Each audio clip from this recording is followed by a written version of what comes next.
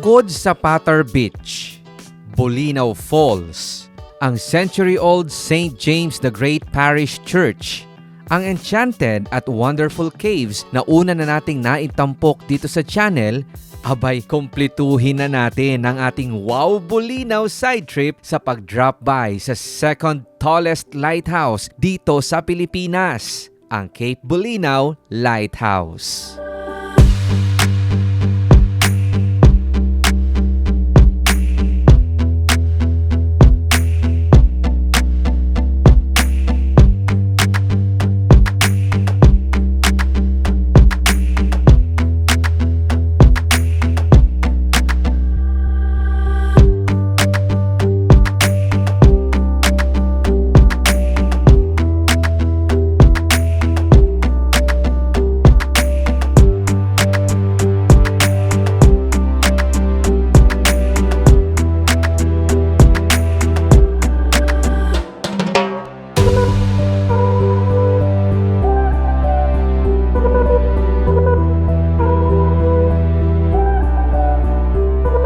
Naikot man natin ang kabuoang area ng kinatitirikan nito, pero sa kasamaang palad mga S-friend, nakorap ang halos lahat ng aking dokumentasyon. Kung kaya't pagpasensyahan nyo na lamang mga S-friend ang mga na-recover kong files.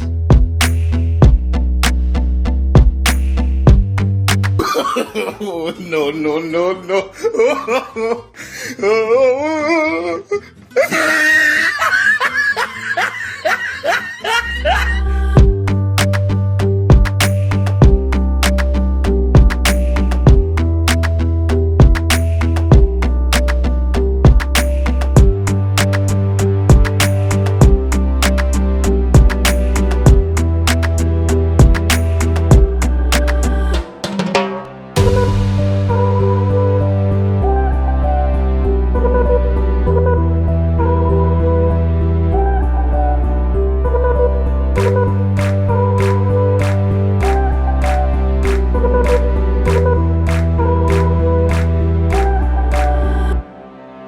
Katulad ng unang nabanggit, hindi lang second tallest ang lighthouse na ito, bagkus ay century-old na rin at ayon sa kasaysayan, pinagsamang effort ng mga Pilipino, Amerikano at British engineers ang dahilan upang maipatayo ang istruktura na nagsisilbing tanglaw simula pa noong 1905 dito sa Punta Piedra Point.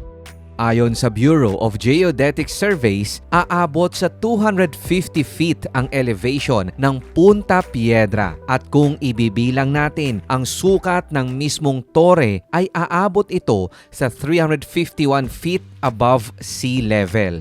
Kung kaya't hindi katakataka kung bakit ito ang pumangalawa sa Cape Bojedor Lighthouse sa Burgos, Ilocos Norte. Aming ilalagay ang link sa ating Cape Bojedor Lighthouse episode na una na rin po nating naitampok sa ating side trip segment.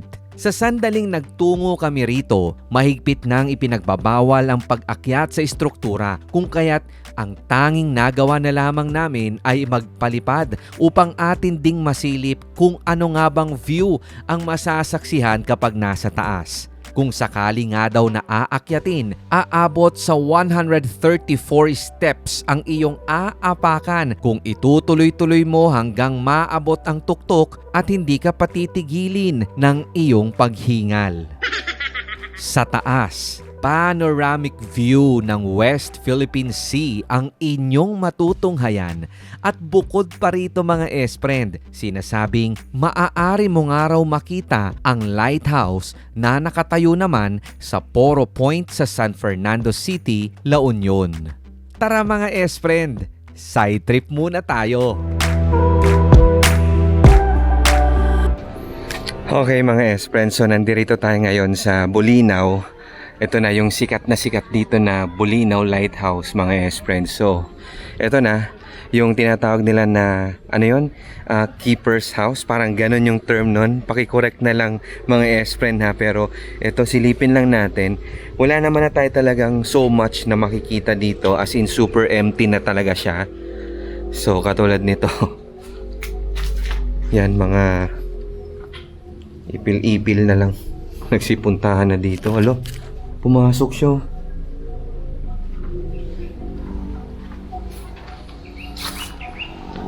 Then meron din isang abandoned na ano doon na. Wait lang. So ikutin lang natin ito mga S-friend ha. Ang sabi nila sa akin mga S-friend, ayan, may time daw, sometime last year. Ayan, sinubukan daw nila na lagyan dito ng bubong. Pero yung mga pansamantala lang, hindi talaga yung bubong na GI sheets. So, ayan. Ayun yung free parking nila nandoon. Yun know, may ano. Ano to? Chandelier? Ay, chandelier. Lutang gutom. Hindi. Ano to? Yung sa chimney. Fireplace. Ano chandelier? Loko. Ayan, tapos ito na yung likuran. Nalost ako sa chandelier. Yung chimney. O diba, fireplace. You know, original pang material dito yan.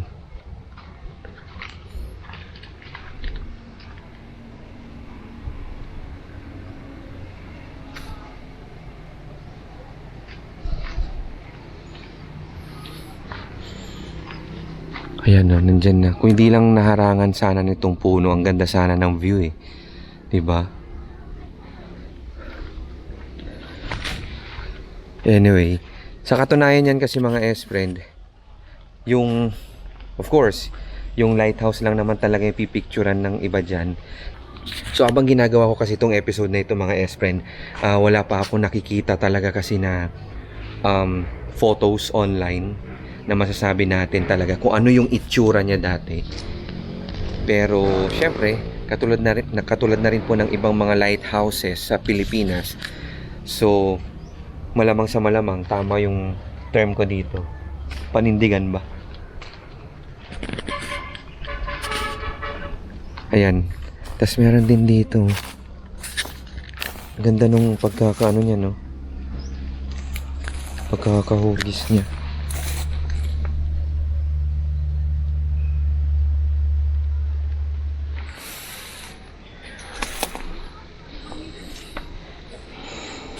Tas ito, window niya, gawa talaga sa kahoy, oh.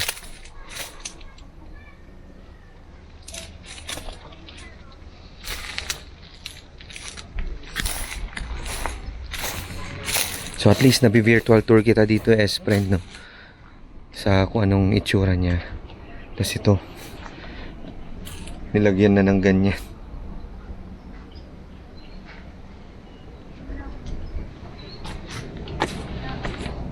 And then, pagdating dito, ito, ang ganda, oh.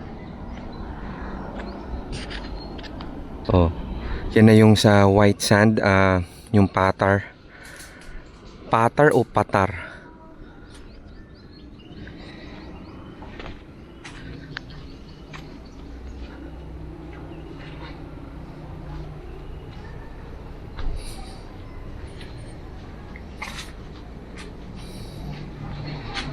Ayan, talagang ruins na lang siya, S-friend, eh.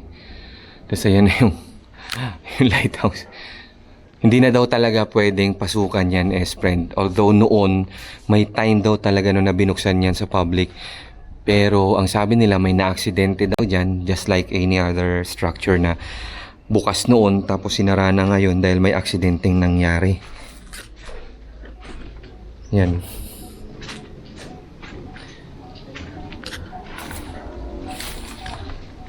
Ito yung wooden na jalos yung itsura mo, grabe.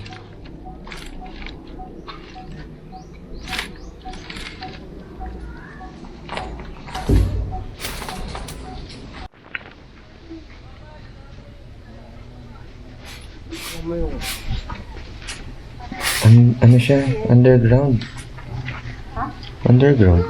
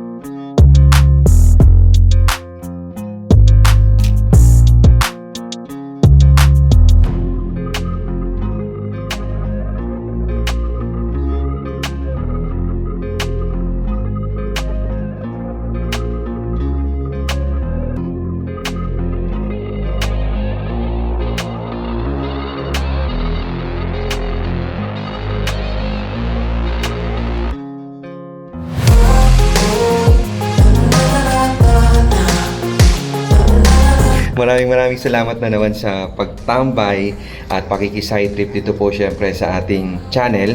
So maraming salamat at kahit papaano ay nakasama ka namin at na alam mo yun, na-enjoy mo yung pag-ikot natin, pag-virtual tour natin dito mga S-Friend. Syempre sa lighthouse ng Bolinao. Ayan. So marami pa tayong iikutan dito mga S-Friend.